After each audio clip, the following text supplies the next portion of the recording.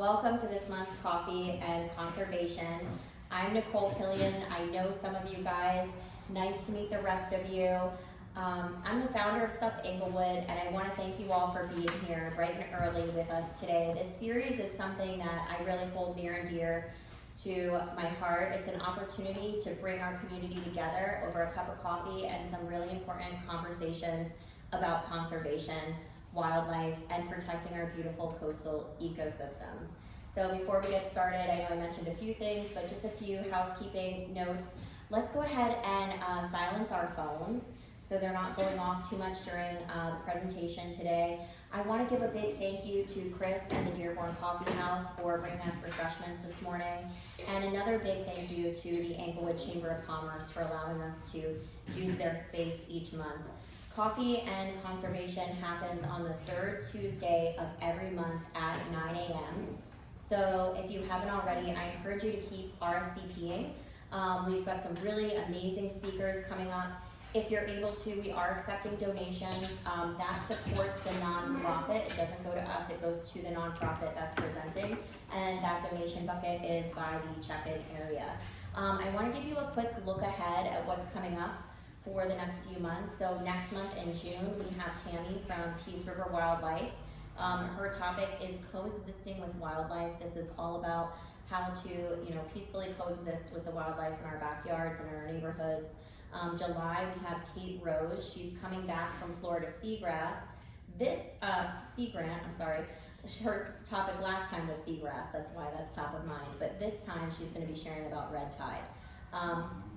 After that, we have the co-founder of Captains for Clean Water coming out, Captain Chris Whitman, and he's going to focus on water quality. So that's June, July, August, all through summer, all through 2025.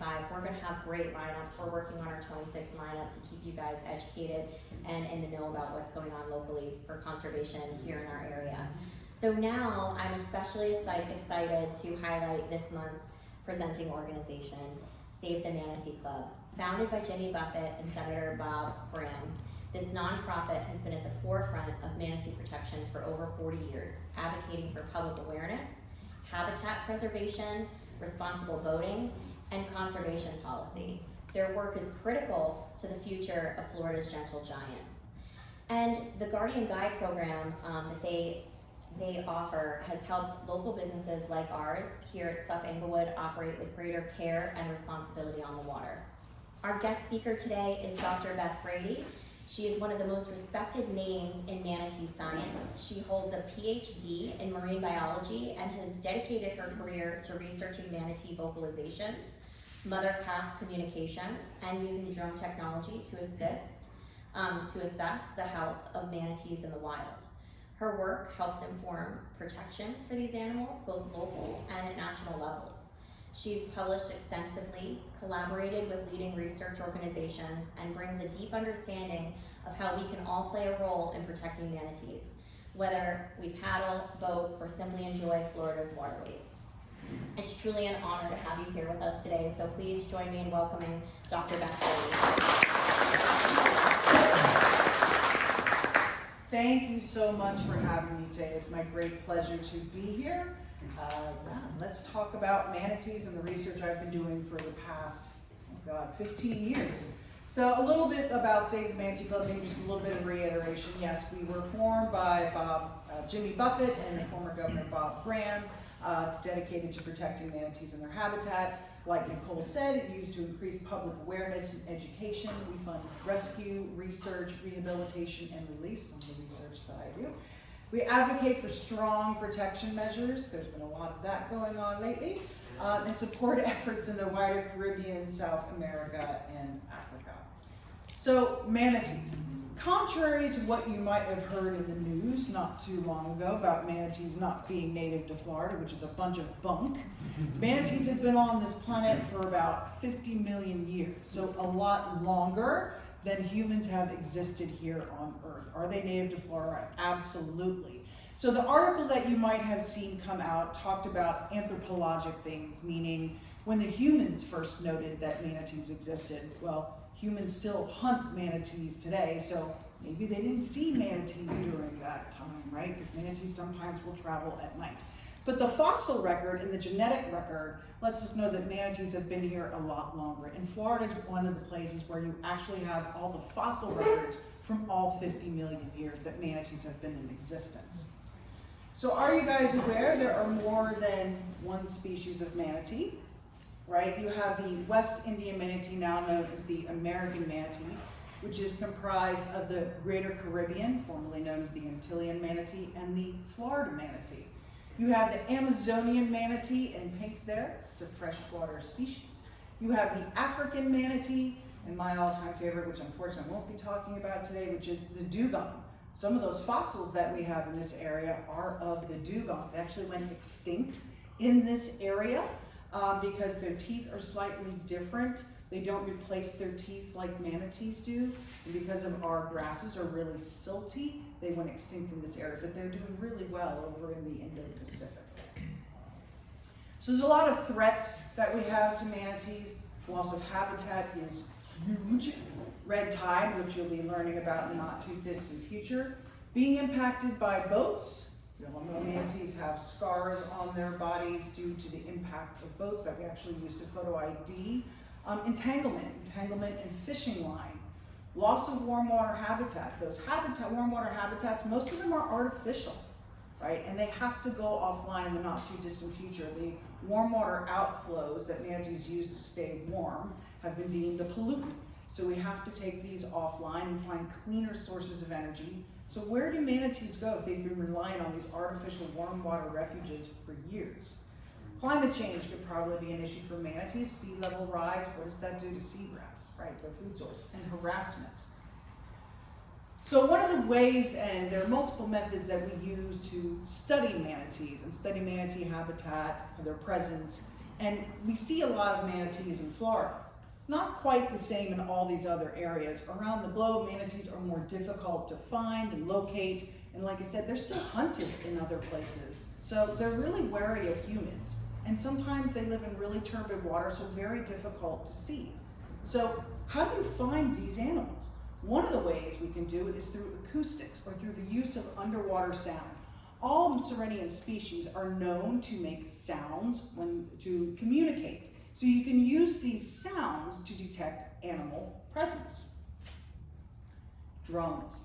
This is a new technology that's come out not too long ago, but it's given us a whole different view of these animals. So before we'd have to do this sitting on a boat. And you can sitting on a boat, you can just look out and be like, you don't get the bird's eye view that you get from this image right here.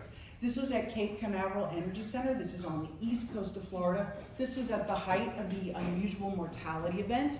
And in this image, you have over 400 animals. Give you a different view than you could get from just sitting in a boat looking at these animals. And you, citizen science, do you know how important you guys are? There's one of me.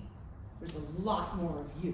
So I'm going to show you a lot of the citizen science research we did, highlighting how important people like you are to help keeping us know about how to keep manatees safe and our environments protected. So just to give you an overview of what this talk is going to be about, and we're first going to talk about vocalizations. How can we use vocalizations to learn about manatees? One, we can tell, are they present or not? Is it an adult or a calf? How they use the habitat and captive environments. So manatees get rescued a lot. They go into rehabilitation settings. What about these captive environments that manatees are found in? And how do we keep these habitats healthy while manatees are going through rehabilitation? So what kind of equipment do I use? I use a hydrophone or an underwater microphone.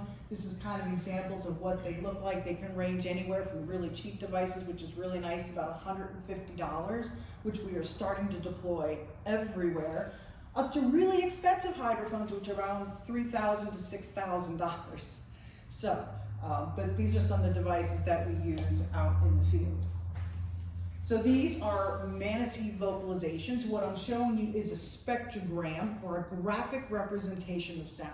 So one of the first research projects, publications that I have is classifying the call types that manatees produce. You have the squeak. This is the most common call type that manatees across species use. The high squeak, the hill-shaped call, I'll get into more about that in a moment. The squeal, which is a noisy sounding call. a squeak, squeal, and a chirp. I'm going to play some manatee sounds for you so you can understand what a manatee sounds like. Oops.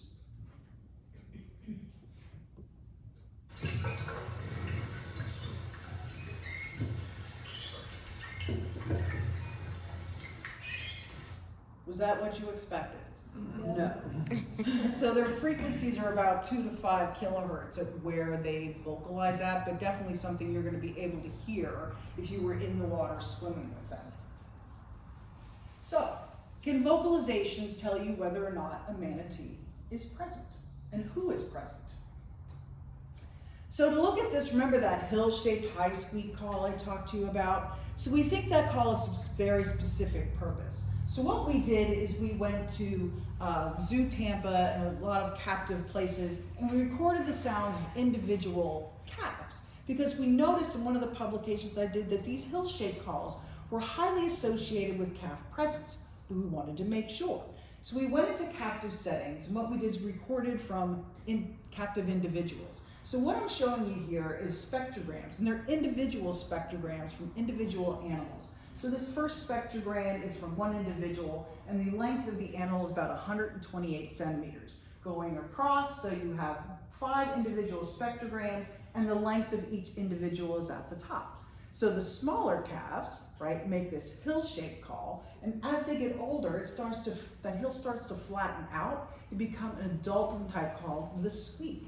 Same thing we found with, whoops, my bad, Antillean manatees, or the Greater Caribbean manatees. Again, 5 individual animals that we recorded, their individual spectrograms from each individual, and the length of each individual in centimeters across the top. Again, that hill-shaped call starts to turn and become more flattened as it ages. So, you have a young animal up to about a year when you have that hill-shaped call. That's how you'll know a calf is present. Beyond that, you have that more squeak call. So this is really important in other areas like Mexico, Africa, Amazonian manatees, places where we don't see them really, really well, and they're very cryptic, like I said. So 1, it tells us, do you have a manatee? And 1, do you have an adult or a calf? And that's really important to know, because when you put these hydrophones out in the wild, you want to know, where do manatees go? What habitat is important to them? And where might manatees be bringing their calves? Where's important sheltering places for these moms and calves that they go? So again, like I said, and this is just the other publication that we did showing that as the animal gets older and larger and as it grows in size, the hill shape tends to flatten out and become that more adult type squeak. Can vocalizations be used to determine use of habitat? Absolutely. So this was an area in Belize where we put out a couple of hydrophones. We put them at 2 locations, Site A and Site B. So this is what we call a microhabitat. So this is an area that manatees utilize. But we wanted to know how they utilize each of these different habitats and when they utilize each of these different habitats. So we put hydrophones out, and we recorded vocalizations. So what you're noticing at Site A, that's really close to land, they vocalized a lot more at night. They used Site B mostly during the daylight hours, but Site A was mostly at night. And most of their vocalizations overall were at night. So this is what we see across a couple of different species. They're vocally more active sometimes at night. Manatees, even in Florida, will go out from their warm water refuges at night to feed. And this may be due to predation from humans, something left over, because we used to eat them too back in the day. I actually had someone give me a recipe for manatee meat here in Florida, right? So we used to hunt them too for food, right? So maybe that's something that they've done over time, right? So they go out and they vocalize, and they're more foraging more so at night. This is also similar to the African manatee. African manatee vocalizations are also more frequently found at night. Makes sense. If you're avoiding people who are going to eat you, you're going to go out and forage at night and stay away from the human people, right? So we're actively doing studies now in Haiti. We have those really cheap recorders that I told you about. We're putting them in Haiti. Haiti hasn't been surveyed for manatee populations in about 50 years, Oh, wow. right? And the last known population that they did aerial surveys was 5. So we have hydrophone recorders out right now, recording to see what's happening out there in Haiti. We also have colleagues in the Dominican Republic. We're putting them out along those coastlines to see what vocal activity we're getting from manatees there. We're getting a lot of vocal activity. And we're also doing some more in Africa, in the Thames River, in more areas that we know manatees are. Africa's a really huge coastline, right? How do you cover all that area? You physically can't. So you put out hydrophones, and this gives you a general idea of where to go and where to look for what's important habitat for manatees. Captive environments. So manatees sometimes get hit by boats. You have orphan calves, and they bring them into rehabs like Zoo Tampa, Bishop, all these different places, Moat Marine Laboratory. They bring them in these different facilities to rehabilitate them so they can be released back out into the wild. Manatees can stay in there anywhere from a couple of months to calves. Orphan calves are usually there about 1 to 2 years. So that's a really significant period of time that these animals are in these captive rehabilitative settings. So, what about rehabilitative settings? What can that pose problems for rehabilitation? So one, this was a study that we did in Belize. Again, it's a place called Wild Track, so they do a really phenomenal job of rehabilitating Greater Caribbean manatees. So, and when they're in these captive environments, they have to be fed, right? Who feeds them? Human caretakers. So, we wanted to know through their vocal activity, did they anticipate and when humans were coming to feed them? Did they know they were coming? So we did this by using hydrophones and recording their vocalizations and also looking at the length of the vocalizations that they made. Because when manatees get really excited or they're stressed, their vocalizations get a lot longer in duration. So what we found, and I think, yeah, perfect.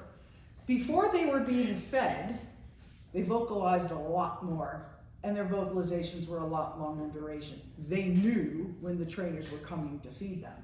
During feeding, their vocalizations decreased. But manatees are like us. They can't chew and swallow and talk at the same time. After they were done eating, their vocalizations increased a little bit, but not at the rate that it was before they were being fed. So, do you want manatees to know when humans coming near them out in the wild that they're going to be fed? No, right? So this is kind of behavior that we have to be aware of and anticipate. So we try to extinguish this behavior before they're released back out into the wild. So they're not being dependent on humans for their care. So trying to minimize as much interaction with them as we can. Construction. So we work with Zoo Tampa, and they're actually expanding their habitat. During the height of the unusual mortality event, we didn't have enough space in these rehabilitation facilities to take care of all the animals that we wanted to rescue. So people are constantly coming online, new rehabilitation facilities, and in some places they have to make the facilities a lot larger. Such is the case in Zoo Tampa. They are building and creating more habitat to take on more animals. But that also comes with problems. Construction. How loud can construction be? And how does that impact your animals that are in the water trying to rehabilitate? Now, sound doesn't travel very well from air into the water column. The deeper you go into the water column, that sound doesn't really transmit very far, but still, that's just a hypothesis, right? We need to actually test these and understand how it's impacting the animals. So we actually have an ongoing study right now looking at how does the construction impact the animals, both their vocal behavior, how loud is the sound, how is it impacting the animals? And what I'm showing you right here in that blurry thing down at the bottom, that's some of the drilling noise that's created that's actually being recorded in the habitat itself. Wow. Also in some of these captive environments, you have filters. How loud are they? What we've noticed in one location, when you have these filters on, manatees weren't vocalizing. And when it's noisy, a really noisy habitat, manatees tend not to vocalize. When they turn the filters off, manatees started to vocalize. So we all want to know these things and what role this plays for the manatee communication. Drones. So like I said, drones are really important to give us a really new bird's eye view of what's happening in the environment that it's really difficult to see from land. So how do we use this? So one of the ways we use this is to look at impacts of ecotourism on manatees. So we did some of this research in Mexico in an area called Siancán Bioreserve, where their main source of income is from ecotourism. So they go out in these small boats just like that, and they show their guests who come in what manatees look like. And we wanted to know what impact were they having on manatees. So using the drone, we were able to get a really good bird's eye view. What I've outlined for you is the animals are in the white box. When boats were chasing or following really close to manatees, manatees were fleeing. Makes sense, right? Boats that were passive or just sat there, manatees continued doing the same behavior they were doing before and after they showed up, right? This is indicating to the manatees are responding to boats that are coming very close to them. So if you maintain your behavior and don't interact or chase manatees, I always say don't chase, just chill. That's my byline. Manatees will continue exhibiting the behavior that they've been doing before, and we're not altering or disturbing their behavior. But what else are drones useful for, right? So drones are really good to find animals in need of rescue, right?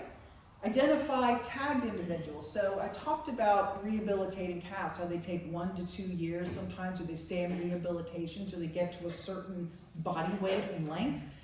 After they're released, they usually follow those animals for about a year just to make sure they're being manatees and be able to find that warm water and food and all those good things. Because normally they would have learned that from mom, the 1.5 to 2 years that they stayed with her. Sometimes they don't learn that too well when they've been orphaned at a really young age. So they need to be followed and monitored for a period of time. So we can identify tagged animals from the drone. Photo identification. Remember I said manatees unfortunately get hit by boats, and we use those scar patterns to identify individuals. Drones can give us that capacity to look at the imagery. How many animals do you have? Usually they do that from aerial surveys. It's really expensive to get an airplane. Body morphometrics, body condition, and use of habitat. So animals in need of rescue. You might have heard of Flapjack in St. Pete. This was in, I believe it's called Claims Bayou, but this was an area that someone reported a manatee in. They had called it into Florida Fish and Wildlife, and they're like, they couldn't find it. And they're like, that animal should be able to leave. So I was like, I'm gonna go out there, I'm gonna fly with my drone, and this animal was stealth. So what I usually do is I take video when I fly the drone, and I look back at it when I'm done. And there's that little guy popped up in the corner when I reviewed the video, right? So fortunately, he didn't get out, and I told them, I don't think Sam was going to be able to get out. Unfortunately, they went and rescued that individual. This was another video I'm going to play for you. So this was in Hernando County. This was after the hurricanes. When you get those hurricanes, you get that push of water that puts water levels higher than what they normally are. Manatees are very curious. They're going to go anywhere where there's water, and they got stuck in these canal systems. So this was a rescue Florida Fish and Wildlife was doing up in Hernando County with a series of canals. And they had been tracking this manatee all morning trying to rescue it. So let me show you. So there's the kayaks down there that Florida Fish and Wildlife is using. They had just attempted to capture the animal right down at the bottom of your screen. So I'm going up with the drone, and I'm like, where's this animal? Where is he going to pop up? Because they're like, is it in the net? It's not in the net. So I'm watching, I'm looking, I'm like, okay, where did he go? And you'll find out very shortly.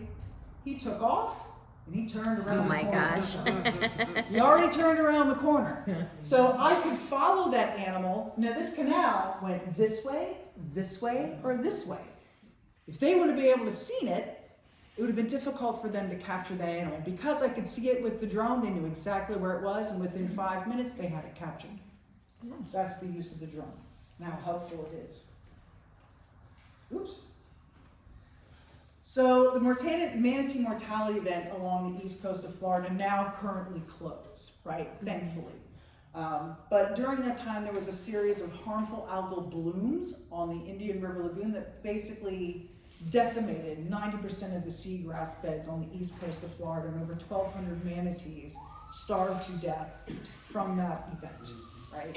So very bad. So during that event, we actually used the drone, and like I said, photo identification. So drones, when we first got them, they had good cameras, but now they have the capacity to do like zoom into like 20 times, right? So I can sit at 100 meters high and zoom in and not disturb those animals in any way, shape, or form. How they were doing it before is they go in a boat, they take pictures, and they're disturbing the animals while they're maneuvering around these animals in the boat. We have the capacity to not disturb these animals at all anymore, zoom in and get identifying features from the drone because of the phenomenal cameras that they have now. This, like I said, about tagged animals, right? So here's all the tags we could find. So certain partners, United States Geological Survey, Florida Fish and Wildlife, they tagged some of these individuals because they wanted to know where were these animals going to find food during an unusual mortality event. So we were able to tell them, here they are at CCEC, here's your animals that you tagged, here's where they are, and they're still alive, right? So we could give that information to our partners. Counting manatees, right? Like I said, from now how they do it is with an airplane, right? That's really expensive to do. Here it is with the drone. Took 20 minutes, half an hour of our time. There's over 1,100 manatees in that image that we can count. Cost effective, right? And we recently just did this at Blue Springs. And the most important part of our work that we're really excited about, body condition. So, health assessments are usually done by Florida Fish and Wildlife, U.S. Fish and Wildlife, in combination with the United States Geological Survey. And how they do this is they go in and they capture individuals and they do a health workup and checkup. That's about 20 individuals though. Wouldn't it be great if we could do this for the population? Instead of looking at 20, why can't we look at 1,200, right? So this idea was born.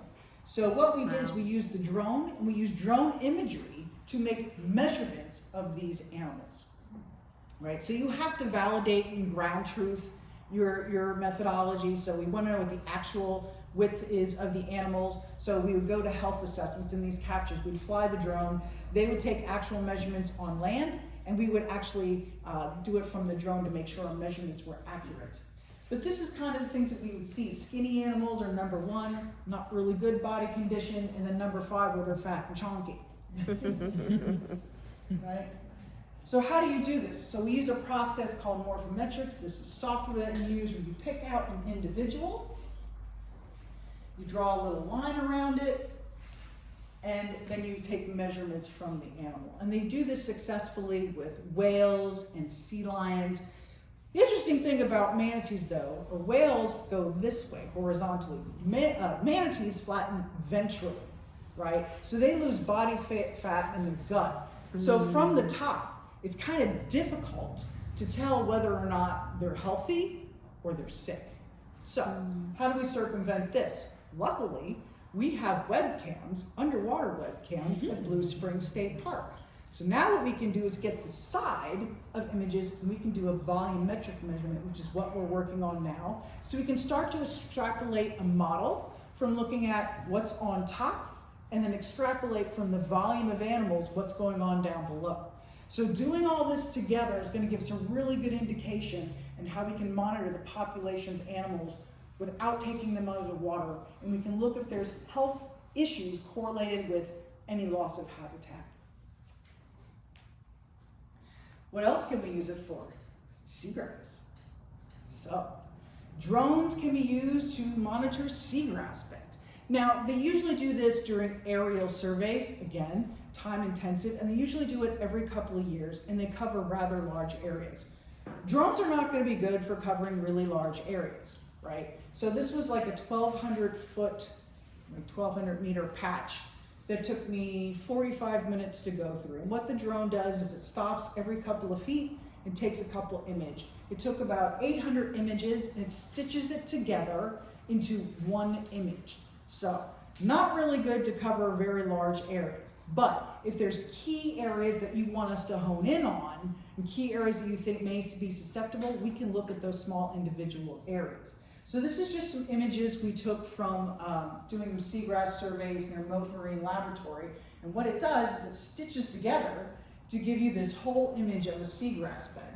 And we checked with some different methodologies to determine how much seagrass was there.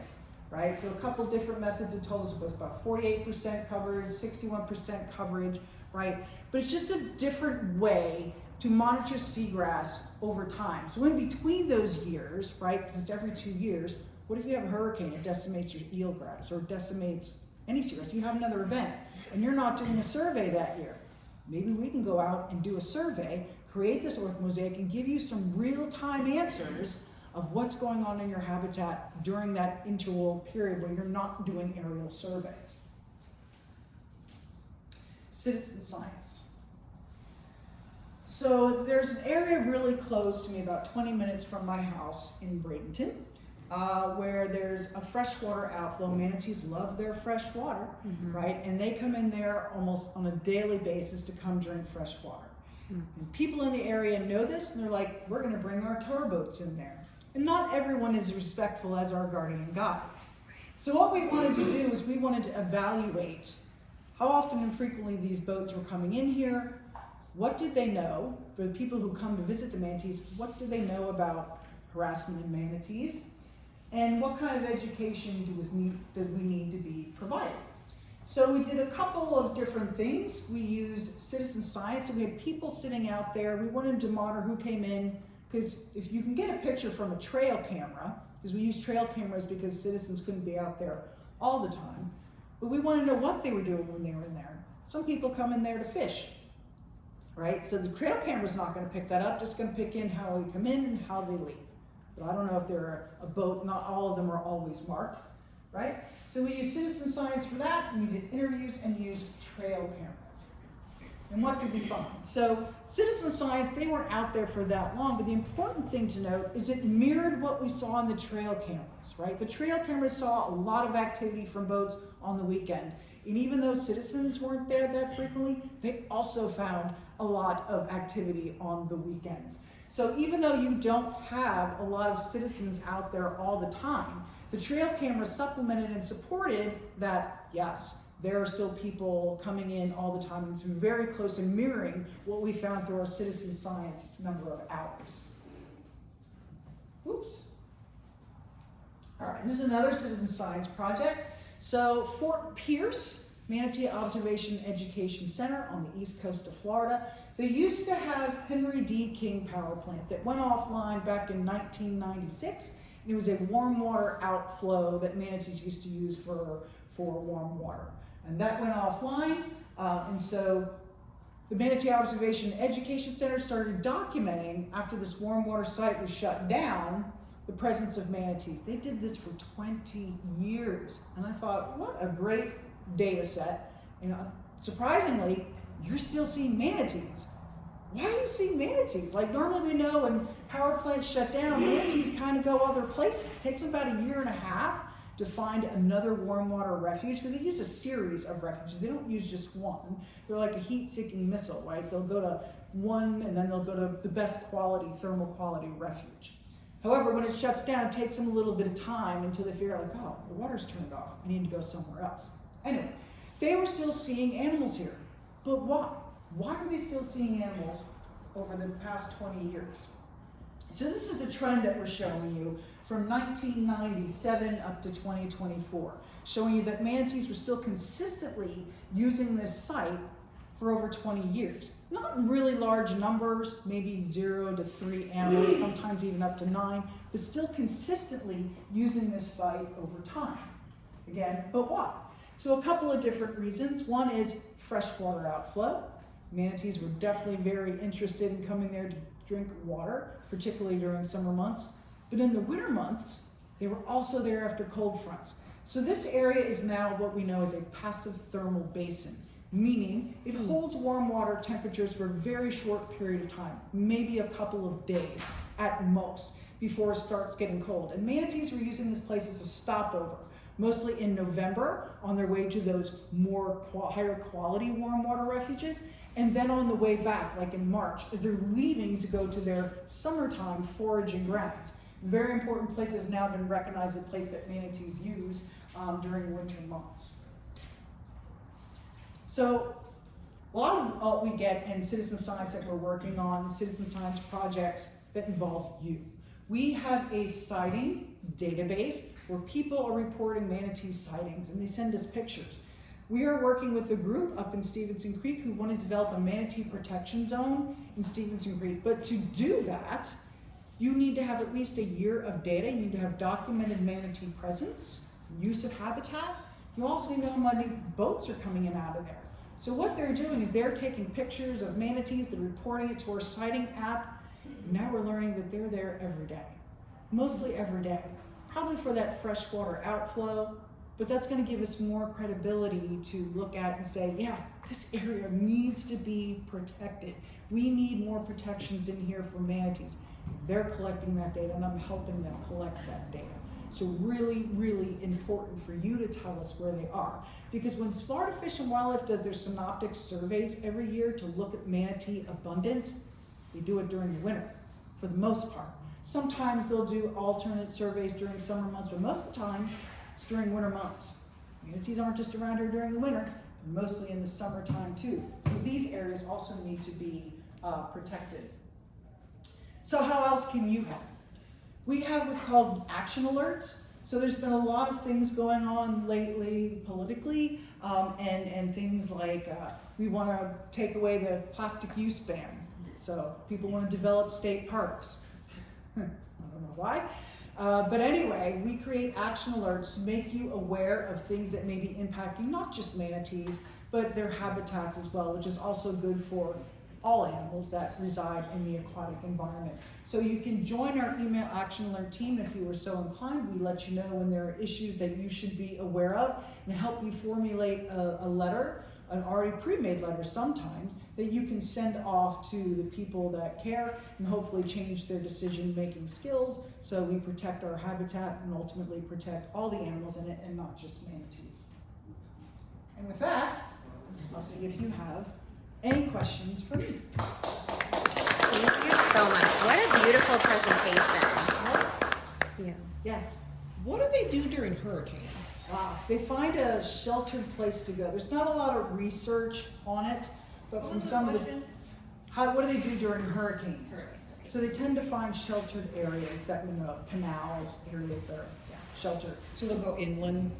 Yeah, that's what from what little we do know. There hasn't been any dedicated studies, but from some of the tracking studies we know they tend to go into inland areas. And then it's usually when that water rises, when they get into some really interesting places. We rescued animals from a cemetery pond in Largo 2 years in a row. They like to go in there. So yeah, they get in some really strange places. Yes, ma'am. I recently saw 3 solo manatees swimming north along the shore on Boca, heading towards Lake Lemon Bay. I was wondering, I thought they were social, but they were individually traveling. So I'm wondering, how do they know where to go? Like, do you know how they navigate? Is it is smell? Is it salinity? Is it temperature? Is it magnetic sense? Thank you for this question, because this is going to delve into what the next topic of our research is going to be. So we honestly don't know. Manatees are related to elephants, so we think they may have a mental map. And so how do whales navigate? So whales navigate, and we don't really know how they navigate either. They think it could be magnetite in their brains with magnetic fields, potentially celestial navigation, or maybe even sound, using sound. If you look at a manatee's brain, the auditory section is huge, right? So they could have a fine spatial map. It could be used salinity and tasting.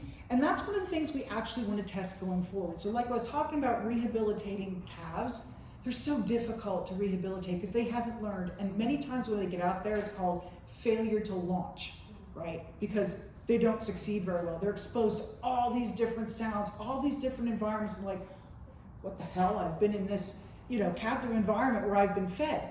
So my colleague and I had the idea of, what if we played soundscapes to these animals that would help them navigate and find out, okay, here's an hour of where seagrass is. Here's an hour of where your freshwater source is, and kind of create a path for them to go that they'll remember to help them rehabilitate and see if that would help in the rehabilitative process. So that's something we're going to be testing. Do we know anything about learning, or, has anybody tested learning in these guys in captivity?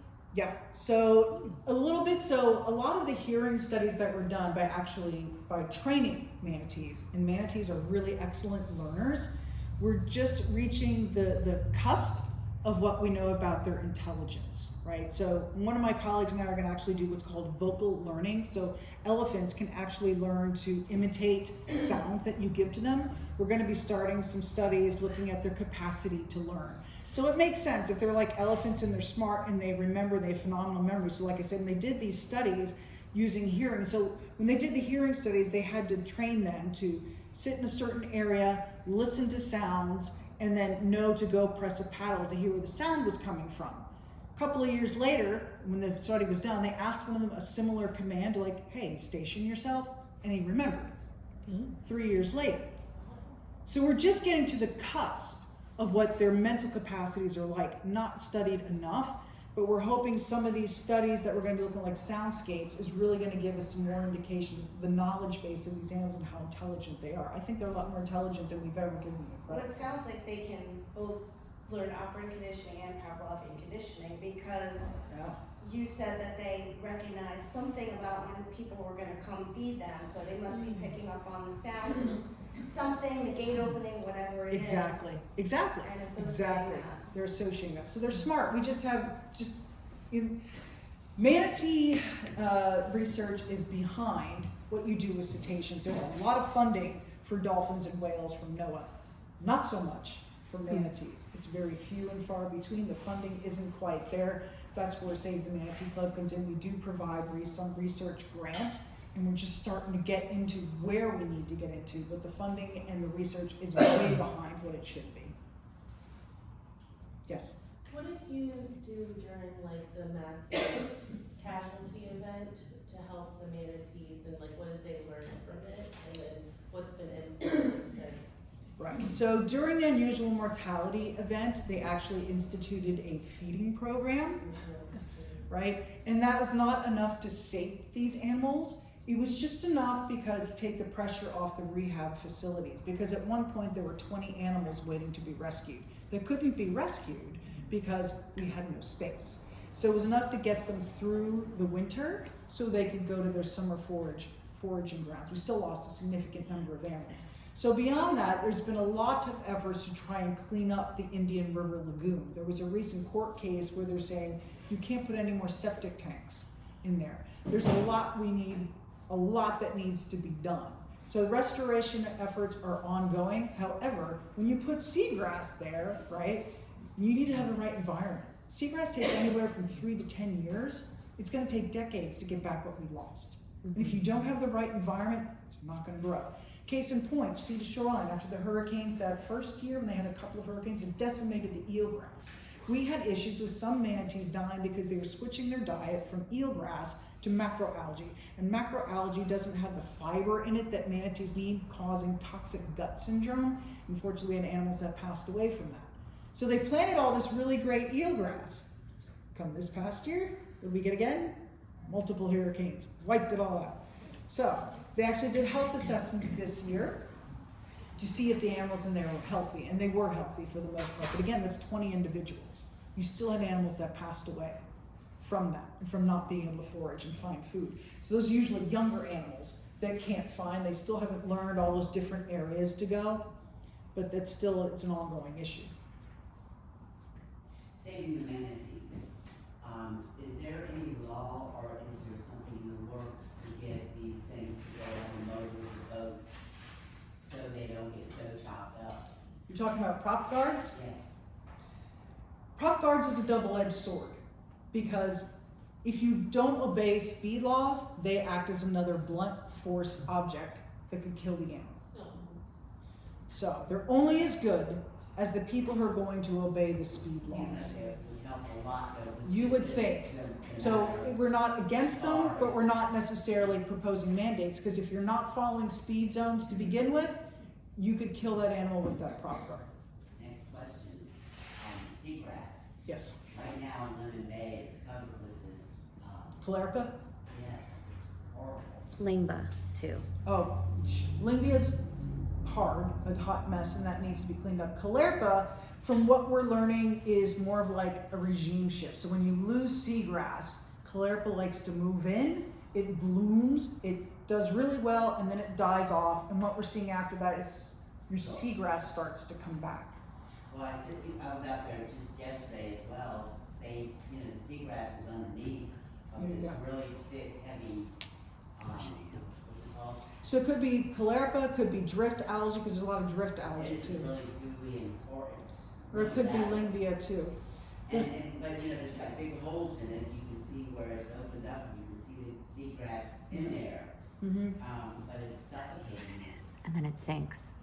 Oh yeah, that's not good. Yeah. That's just sitting on top. And then it Going off of sinks. Yeah. seagrass. It blows in every summer. We have a big Like truck. this. So it's probably drift algae, and that happens, and then it goes down. From what we know, it doesn't really cause a whole lot of issues that I'm aware of, that I've read about. I'm not 100%. Seagrass. I'm sorry? It's still in the seagrass.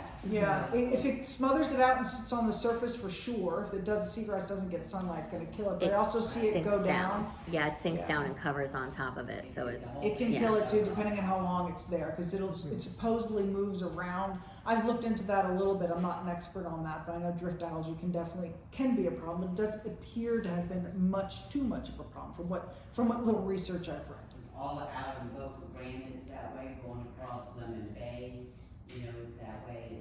It really is pretty thick. Going across Lemon Bay to Palm Island, you know, the thickness of this goop that's on top of the seagrass Yeah. is terrible. Yeah, like I said, I did a very limited review of that, of what I found, because I looked at what does drift algae do, and it doesn't seem, just based on the very limited knowledge that I have of it, doesn't seem to do much, but I don't know how many broad scale Yeah. studies have been done about that, but very limited. Yes, ma'am? How far offshore do manatees travel? Oh, wow. So it just depends on the animal. So males will tend to travel further. So we've had some animals that have gone from Fort Lauderdale to the Bahamas, Fort Lauderdale, Crystal River to Cuba. So some of them will travel further. Usually it's in search of females. They just travel, but they're doing a lot more traveling than we actually give them credit for. Probably been doing it for a very long period of time. But some of them, and most animals, tend to stay within a 50-kilometer range of their warm water refuge. But some animals will travel longer distances for sure. So if they're traveling a long distance, what are they eating then? Because There's seagrass. They eat like over 60 different plant species. So they'll eat all kinds of different stuff. Yes. On the 60 different plant species, I'm just curious if one is more cultivatable during times, like if you're thinking about expanding their food availability, especially in times of distress, just how, like what plant would be the most, like if you've thought about it or heard about it? I think we're just trying to get seagrasses, because seagrasses they're a better carbon sink and Yeah, absorb more carbon than trees. yeah. So they're really important to have. And because not just for manatees, but everything else that resides in those communities. So it's not just a manatee thing, it's whatever else resides in those seagrass beds. Yes? how are you tagging the manatees? And is it similar to how the sea turtles are tagged? Ah, very similar. So let me see if I can go back to this slide. So they use a tracker, a GPS tracker. They put, it's a belt around their peduncle or around their tail. And it's a GPS satellite tag where they use. So it's a breakaway tag. So if it gets stuck in something, it breaks off. And then they track them. They usually go out and monitor them anyway, but they can track them through satellites. Only when the satellite tags up at the surface, and when it's underneath, they have no clue. Are they tagged when they're in the wild or? So usually they bring them on land during the health assessments, and then they'll put the belt on them. They'll measure the width of the peduncle out, and they'll make the belt to the length of the animal, or the width of the animal's tail, and do it that way. Yes? How come we all Ah, so yes, so you can donate if you feel so inclined. You can do our action alerts, right, that I talked about. And you can also take pictures of manatees wherever you see them and submit them to our sighting database. And also, if you see anything in your neighborhood or neck of the woods that you think would impact manatee habitat, you let us know. we get involved with that. So we recently looked at, there was just the other day, they're trying to build a condo or this huge development around a manatee warm water site. We got to make sure that the hydrogeology of that area is not impacted because manatees use that site, right? We got to make sure that, you know, new marinas aren't being built in areas that are close to Apollo Beach power plant, right? That's going to increase the impact that you're going to have on manatees and probably not only destroy seagrass, but more manatees are going to die because they're going to get hit by boats. So anything that you see that may impact manatee habitat, seagrass, you can let us know. Just send us an email. Yes? I know one thing that a lot of us see at the jetties over in Venice is those boats flying in, and there's a lot of manatees around there. Is there any way to maybe put, for lack of a better word, more obstacles of some sort? So enforcement is a huge issue because there's so much area to cover and so few officers. The best thing you can do is go to the Wildlife Alert Hotline. Take pictures of where it is his boat is, what he's doing, make sure to get the wake and submit it to Florida Fish and Wildlife. The more violations that they get, the more images that they get, I bet you that they'll go there and start picking up their enforcement and going out there to make sure something's going on. But it takes people like you to report it. The Wildlife Alert Hotline, it's anonymous, but like, look, take a picture, look at the wake. Here's the sign, this is where I found it. Because there's manatee protection zones, there's speed zones that they know where they are. And if you report it, get their registration number, report it. The more they get, the more they'll be like, we need to come out here, right? So, and not that private boat owners aren't culprits of this, but I'm also thinking that places that rent boats. Absolutely. Absolutely. Absolutely. Yes. So Information at those, requiring them to educate Yes, these. yes, no. in There SB is? 606, yes. Okay, so, and that's something, if you know of an area or if you visit an area that has no educational material, you can let us know and we'll reach out to them and be like, would you Yeah. like some educational material? Not everyone's open, but it's something that we would like to do and help. So if you are aware of any of that, let us know. And if you see that going on, that's a deeper issue if they're not covering this information with their guests, because it's part of regulation of doing boat rentals. It's called SB 606. We even have to cover manatee awareness on paddleboards and kayaks because we're a human-powered boat. They are legally supposed to go through it, so there's actually a bigger issue happening at the FWC spectrum if you see repeated issues from a boat rental company. So just keep that in mind. I used to live on Concord Creek, and we used to get a lot of manatees that would come up into that creek. And one time there was a boat that was anchored, he was fishing, and this manatee came up, close to the boat actually, and he was just rubbing, the manatee was rubbing himself on the bottom of the boat. Yeah. Wondered- Probably just itchy, their skin gets itchy, they'll rub themselves on logs, could be self-pleasure, who knows. They do things like that too.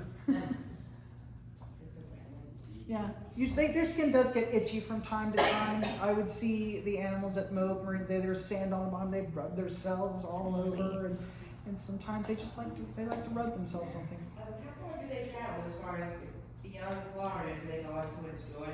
Oh, yeah. Oh yeah. How far up do they go in the east? So there was Chessie, who went up into the Chesapeake Bay area, and like I said, there were animals that went to Cuba, from Fort Lauderdale, Mexico. Yeah, they can go rather long distances if they choose. But do they get stunned with the cold water? Sometimes, yes, they need to be rescued because they stay there a little too long. So yeah, they do get rescued from time to time. So there's certain times of year where like, keep an eye out. We see this animal, he needs to be rescued because it's a little too late in the season for him to be there. So yeah, definitely. You had a question. Wait, I live in South Gulf Cove, and we have a canal system, and there's a developer that is trying to develop land that was set aside from the Charlotte Harbor Preserve State Park. Mm-hmm. And so we're trying to fight, to get them to stop building along the canal system, which opens up right to the Mayaca River in Charlotte Harbor. we've been having an awful time, and it's just about to pass that they will allow 100 docks, a marina, right on this canal where manatees are. and Please send me the other information. wildlife. Oh my gosh, I've been emailing everyone for months and I can't get any action. Please send me the information. I have to figure out where it is in the process, because if It's it's a- too yeah. far along, I don't know how. They're trying to do a rezone is what they're trying to do. It was always preserved historically as a wildlife It's a buffer, rezone. and they did a land swap, you know, one of those things Yeah, yeah. quietly. And, you know, we're just trying to figure out any way we can do to. Whatever information that you can send me, whatever details I you have, I'll send it yeah. to me. Yeah. B. Brady at Thank savethemanatee.org or conservation, just go to our website, send it to me. I will. Everything that you can send me, that you know that's going on, send it all to me, I so will. I can look through it. Okay? Yes? Where do the manatees drink water here in Lemon Bay? Don't know. Wherever there's a freshwater outflow, they seem to find them really well. Could be from a boat, could be from a leaky hose. It could be, I'm not 100% sure. I don't know all the freshwater sites in this area off the top of my head. A lot of people have hoses just off their docks. Yeah, and you'll it see could them be there that too. Drinking from hoses. It's possible. It's possible. There's underwater springs too in different areas that you will never know exist, and so those just organically are hot spots for them locally as well. Or limestone base all through Florida. Right? There you go. Yes. I was really impressed with all the data you're collecting on the measurements and stuff, and I'm curious, are you using AI for any of this analysis? Is that in the future?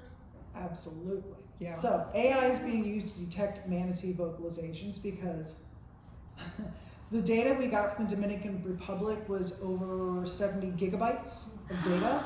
I'm not going through all that. I did that for my PhD, but I'm not doing it now. So yes, and it took me a month to download the data. I think it took them a couple hours to go through all the data. So yes.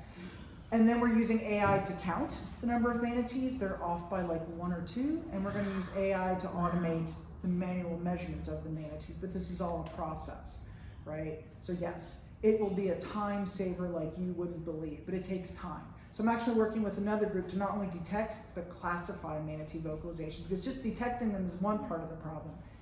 When you classify them and tell me who's there. If you know the hill-shake call, the calf, and the adult call, that's a game changer. That saves me even more time. And that's what we're working on currently. So yeah, we're doing all the above using Cool. AI because you have to. Yeah. Yes. So with the seagrass being destroyed either by hurricanes, the red tide, the skunk that's out there, so when your Save the Manatees go out to feed the starving creatures, how can we get involved with that? Currently the UME is closed. So there's no need to feed animals anymore. Hopefully we don't have to do that again. And that whole thing was done by a group of people, veterinarians, U.S. Fish and Wildlife, Florida Fish and Wildlife, USGS. They all get together and they decide what they're going to do. Basically what they used was romaine lettuce, which they give to captive animals, and they made sure it was of highest quality because you don't want to feed wild animals dirt, right? So they have to make sure, they have to go through, they went through a process of determining what they were gonna do, what they were gonna feed them. It took a lot of work to be able to figure that out. So they were, if you wanted to donate, like you don't need to do that right now, but if that were to happen, donating for the cost of the food, because they were giving them a lot of food every day, and that would have been helpful. Almost has the big wheelbarrows full, and their Yeah. manatees are 1,000 pounds overweight, they were saying. But they have to feed them that entire wheelbarrow. When I say wheelbarrow, it's a big, deep, Yeah. like you would get from a boat ramp. They eat 8 to 10% of their body weight every day. So if you have a 1,300 pound animal, it's 130 pounds of food per animal per day. It's expensive, so it's a lot. So if you wanted to donate to rehab facilities, we also provide milk, they get formula when they're babies. So we take donations, and we provide that directly to these rehab facilities, particularly Wild Tracks, one of the ones I was talking about. Rarick is another one in the Amazon that we provide that to if you are interested in doing that. So if you go to our website, you can look at different ways. If you want to donate to the research, if you want to donate to rehab, if you want to donate whatever you want to donate to, whatever makes you happy, you can do. There's multiple options you can engage in. Yes? I have a question. So I do tour guides and stuff like Yes. that. The question I always get from people is how do sharks interact with manatees? Ooh, great question. So, we do see some manatees from time to time who have shark bites on them, right? So, my personal opinion is it's not too much of an issue when they get to a certain size. I think the smaller calves may be preyed upon, and how would we ever know, right? Right. But they do get bit from time to time. I think it's more of just an exploratory bite because they're like, oh, wait, don't want that. But they do get bit from time to time by sharks. We have seen that, but it's not really as much of a problem for them. Dugongs do get preyed upon by sharks a lot, but not so much of a problem for So you don't really see manatees. any fatalities here. Not that we're aware of that we see too frequently. Maybe they do it post-mortem, but it's not really an issue that we've seen here. Yes. Those swim into manatee tours in Crystal River, right? I've done one, and let's assume it's the most, up to snuff kind of organization, being very ethical. Is it still ethical to do those, or should those be So how discontinued? you've been there? What did you feel about it? Well, I got hugged by manatees. It was one of the greatest days of my life. So if you've gone to Three Sisters Springs during the height of manatee season, so there's a lot of issues there. Overcrowding is a big one. There's too many people. Yeah. Education. Not everyone is educated, and not all boat operators follow the rules. Lack of enforcement is another issue. It was crowded. I mean, there were like a lot of boats in Yeah. this one So area. imagine being a manatee, and those manatees know exactly where those sanctuary boundaries are. When they come in, most of the time they make a beeline for those sanctuary boundaries. They know exactly where it's, because most of these manatees do not want to be disturbed. The younger ones come out and choose to interact. So essentially, we've habituated manatees to our presence. Do you think it's good to habituate any wild animal? No. No, exactly. No, it's not good. So it's not really, some operators are responsible. They only have one boat, they take out a few number of guests, but then you have everyone else who has 5, 6 boats. You have individuals who are going out on their own. There's too many people for the number of animals. And we don't really know how it influences their behavior. One of the next things we want to do, we're waiting on a permit. We actually want to use the drones to look at how people are responding behaviorally, and the manatees are responding behaviorally to that same thing. But that's ongoing. We have to wait for a permit from U.S. Fish and Wildlife. Yes, I think it's one from you. I was gonna go there where you did, because we recently swam with manatee, and my compliment to the group that we went with was that they were knowledgeable and they were protective. He had a drone, which I have seen people out there on boats, but this captain was amazing, and he had a drone, so he could see where they were. And then when we were in the water with the guide, who was so very knowledgeable and protective, don't kick, and she would push our feet, keep your feet straight so that you're not bothering them. Both of them were amazing, and then he could say where they are, and they came to us. And so, they enforced all the rules, taught us all the rules, taught us why, don't touch, why this, why that. It was There are spectacular. some good operators, Yeah. and there are some that are not so good. So But how do I we- did a how do study we up get- there. Yeah, how do we get people, give them a license, if they don't pass these tests, then they shouldn't be out there. Enforcement is an issue up there as well. 'Cause And these many of the guys- people who were working up there in Crystal River have since retired. So now you get a new group of people. So like I said, I did a study up there as well, surveying and looking at people, identifying the issues that were up there. There was a study done in 2006 that identified education, enforcement, overcrowding, and harassment as issues with Swim with Tours. 20 years later, I repeat the study. What do you think I found? Same thing. Only amplified because of all the attention it gets as the manatee capital of the world, National Geographic, John Cousteau. It's amplified. I'm not saying that it's all bad. There are obviously responsible operators out there doing things the right way. There are many more that are not. So if it's not sustainable at this point, it's not sustainable at this point. If it was sustainable, I'd have a different outlook on it. There's too many people, way too many people, so it's not sustainable, and it's not healthy for the animal. Yeah.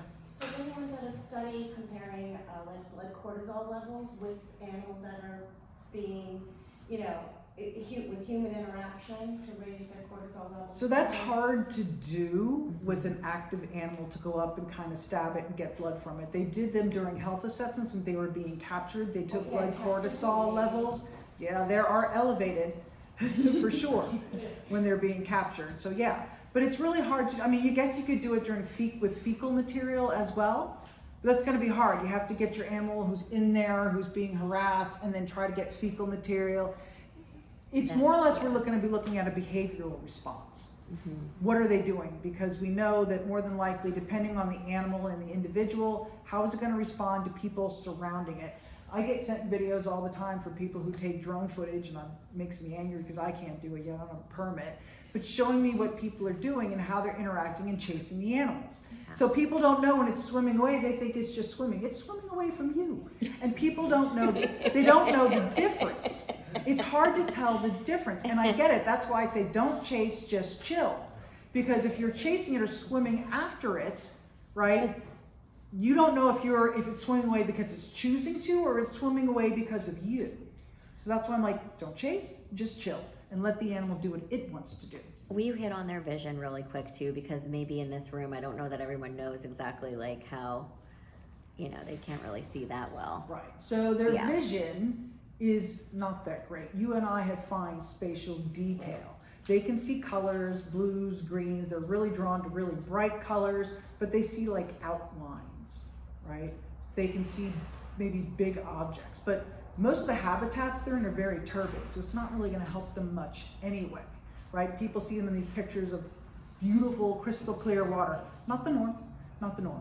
So that's why if you looked at their brains, I don't have a picture of their brain on this one, but their auditory is huge and their somatic sensory huge. The visual cortex of their brain, really, really small, right? So they're being led by their hearing and their sense of touch. So they have vibrissae, whiskers, right, on their back and concentrated on their face, which they probably use to check changes in current, changes in temperature. Maybe if they always like, well, how do they know when females are in heat? Would they taste it through their urine, potentially? Potentially from hormones, because they definitely don't respond from what we've seen and what the work that I've done. So we did playback experiments with males and female captive individuals and played male and female sounds. They didn't care whether it was male or female. They didn't respond any differently.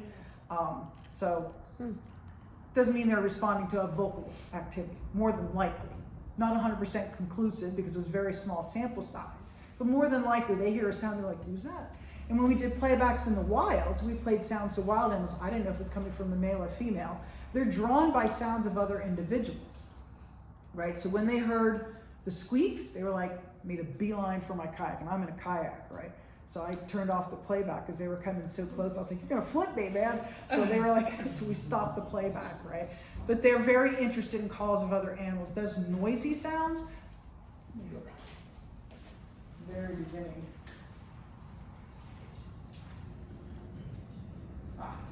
The noisy sound, we think that's an aggressive sound, right? Agonistic. Because every time we played that, we stayed the heck away from our kayak. Didn't come near us at all. The noisy one right here. So usually when you see calls like that in individuals, it's like a growl from your dog, right? We think this may be an aggressive type call. We see it when they're cavorting or playing. And when we did playback experiments, they wanted nothing to do with us. Can you do that on the boat? Not above water. But you can under. Oh yeah, definitely. Yes. What's the survival rate of the cats? So it just, there's a perinatal mortality rate. I don't know the exact number that survived this past year. There's a really high perinatal mortality rate in the Indian River Lagoon. And that was because those animals because they were starving, weren't able to reproduce.